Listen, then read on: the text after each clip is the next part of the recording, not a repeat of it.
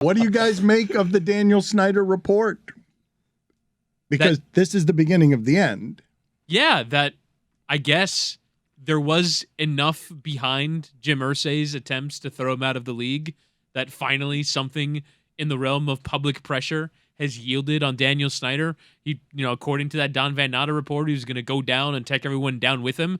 I'm surprised he's not continuing to fight this. Makes me wonder what's in that report that the NFL is going to put out into the public at some point. That he or is this the trade? Either we don't put this report out that much and you sell the team, or we put this report out. It just sort of makes me wonder what finally convinced him to give it all up. Wouldn't it be very Dan Snyder of him, though, to put it up for sale and then find out how much he can actually get out of it and then change his mind and be really stubborn and not actually do it? Psych. More in character than I think. Too slow. No. I don't see my thing. I don't read it, Woody, as some sort of quasi blackmail that's happening. I read it as sponsors are telling them, I don't want anything to do with you. And at some point, you can be a pariah to the other owners in the league. You can be a pariah even to your fan base. You can be a pariah to the players in your organization. To your own minority owners, which he is also he doesn't have any allies. But what you can't do is say, I want to run a business that no one wants to pump money into, sponsors, right? And at that point, it's like, okay, I can be this stubborn guy, hold on to the end, losing money, or I can make $5.6 billion. At some point, it's a similar conversation to Robert Sarver, who's also a very stubborn guy, the owner of the Phoenix Suns, and denying all the way to the bitter end that he did anything wrong and that he wasn't given a chance, and he blamed cancel culture and blamed everybody rather than take accountability. But at the end of the day, it's like, I can be stubborn and lose money because sponsors are pulling out, or I can walk away with billions of dollars and not have to deal with this anymore. I understand why it is anyone hearing this would say, oh, make me a loser like that, $5.6 billion. This man was stubborn about we will not change the name of the Washington team. It's his childhood team, and he changed it twice. He had to cave for that reason. And there is so much pressure on him from every angle, and there are no allies anywhere, that these rich people don't like to lose this way. And I know it's a funny thing to say, because nobody considers $5.5 billion. I'll take that L. A loss, but he's being run out of the sport. He's being run out of the country club, and there are four bidders. Rich people want in this country club. Bezos is going to be, I would assume, the guy most associated with this, whatever the price for this team is. Yeah. Do they get to rename the team again? They should. That's if what I I'm buy saying. the team again, Yeah. I Terrible get to do name, a yes, whole please. new rebrand. The football team was perfect. Change it back to Washington football team. Yes. That's Zach Harper's hot take. It says, Washington football team was the perfect name. Commanders, get out of here. You're the football team. Football team. By the way, and my Zach Harper's hot take was, guess what? We should do this with every team. Why do we have team names? It's dumb. Yeah, Miami football team, the New York football team, the other New York football team, the one that sucks. These are a lot more catchy than Giants, Jets, things like that. It is an amazing tribute to the power of wealth that you could be as incompetent as he has been running that team, and that you get to cash out with more dollars than a team has ever gotten. It's not like there's any part of that team that has been run well, from toxic workplace to losing everywhere, never being any good. I'm not sure what the legacy of Daniel Snyder in the column of positive things, I'm not sure what you'd put in the positive column. He sold the team, made money. And to your point, owners are rich. They're very rich. And for Daniel Snyder, I see him looking at this as an L. He's a young dude by standards of owners, and when you have that much money and access to everything, the one thing you hate is somebody telling you what to do. And in this situation, to everybody's point, he's being forced to do something, and that can't feel good for him. The business model of the NFL is absolutely extraordinary. When you look at other leagues around the world where competition is what gets you your success, you don't have to compete. You don't have to try an iota. It's a cost control, guaranteed revenue. You have all of these advantages. And honestly, the biggest one is real estate. if you look at the report from Forbes that first revealed that they're interested in selling the team, they outlined that the Washington Commanders have 420 acres worth of real estate on top of the value of their NFL team. Between the stadium and the training facility, these are giant land grab deals. And so the idea that you don't have to do anything and the value of your... And Right. you could, it's worse than that, Whittingham. It's not that you don't have to do anything, and it's worse than you don't have to do anything well. You could also do things that bring you congressional hearings, and still you get to cash Still out profit. as an enormous profit. The modern sports franchise purchase is all built around real estate. That's all it is, right? When the Warriors built Chase Center in San Francisco and paid out of pocket, it was like, oh, that's amazing. That's so noble. Like, no, they just bought everything around it too, and they're gonna turn it into residential, office, commercial.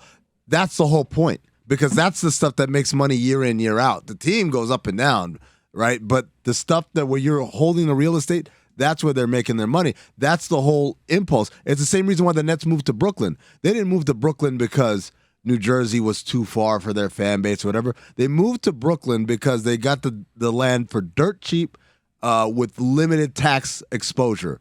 There was rail yards is what it was. And they built over the rail yards to build Barclays Center and all of these buildings around it. And in return for doing that, they gave the borough of Brooklyn and said, oh, we're going to have X amount of affordable housing, right? So that it's not pricing out people of the neighborhood. That's all this is. Yes, there's a vanity of like, oh, I own a team and Shaq is my best friend and things like that. But from a financial standpoint, they're doing it for the real estate. But also they have guaranteed costs. That is a fraction of their revenue, that it's not going to exceed it. And you mentioned the NBA. The NBA want to get rid of the luxury tax so they can further control those costs. If you compare the valuation of American sports franchises, this one in particular, the Washington Commanders potentially selling for $5.5 billion, I don't think that there is a European soccer club that would sell for that amount of money. Really? And when I don't believe so. For $5.5 Not a billion? lot of people have that amount of money. You don't think PSG would sell for $5.5 billion if it wasn't owned by people who don't care about money? No, I don't think they could get that. Because if you look at every amount of money that a European soccer club makes, they have to earn it.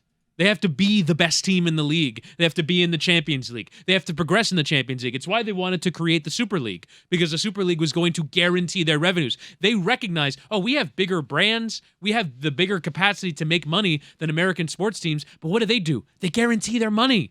They say everyone gets an equal payout of media rights. Everyone gets an equal payout of revenue. And we control costs with the union at 50-50 so that we know what we're going to pay out. We know that in 10 years' time, in 20 years' time, in 30 years' time, we're making this money. Whereas most leagues around the world don't do that. I'm looking at Forbes right now. It says Real Madrid is worth $5.1 billion. You're saying they would likely not get that if they sold. I mean, maybe, but every time we've seen, like, the Forbes valuations, for instance, I don't think it's probably at $5.5 billion for, and this is a number we're throwing out. We don't know actually what they're going to get. But let's say it's $5.5 billion. Generally, for soccer clubs, it's coming under. It's when Newcastle United went for sale, they were valued at $250 million, which is preposterous for a Premier League club. Yeah. For a Premier League club to be worth $250 million compared to what NFL franchises or even MLS clubs go for, it's wild. But it's all because I can't guarantee to Newcastle that they'll be in the Premier League next year. You've got to win, otherwise you lose all your money, and that's why these business models are so beautiful for owners. I could also see him selling like a minority stake and then furthering himself from being the guy who gets blamed for all of the toxic stuff happening around. He just bought out all the minority owners in 2021.